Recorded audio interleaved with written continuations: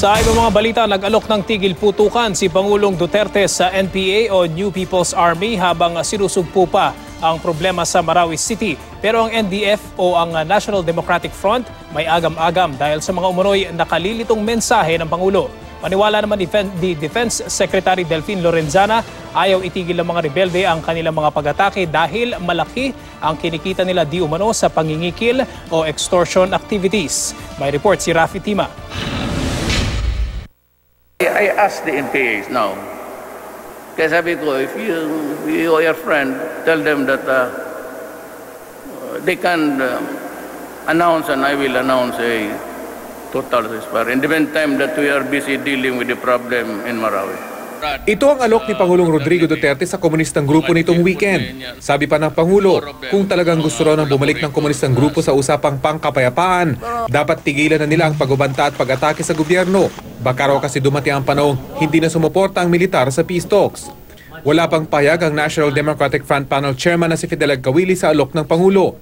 Pero sabi ng legal advisor ng grupo, mahirap daw panghawakan ang pahayag ni Duterte. Medyo pa iba-iba ang salita ni Presidente. Depende kung sinong kausap, anong konteksto.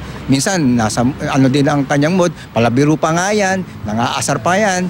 Minsan palaban, minsan conciliatory. So, it sends very confusing and mixed signals.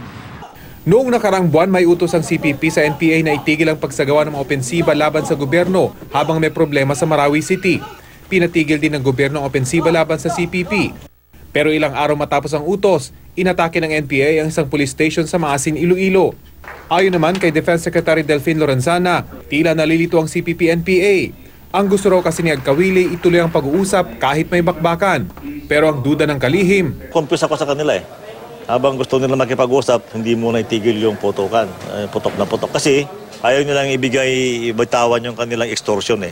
Laki ng kinikita nila dyan. Matatanda ang hindi tinuloy ng Government Peace Panel ang 5th round ng peace talks dahil sa utos ng CPP noon na paigtingin ang pag-atake sa mga government forces matapos ang deklarasyon ng martial law sa Mindanao. Pero hindi naman ibig sabihin itong wala ng pag-asa ang peace talks. Even before we left the Netherlands, nag-agree naman na yung mga binuo ng mga komite na pwede mag-usap sa Pilipinas, mag-uusap. In fact, yung agreement nga, mag-usap ng mas matagal.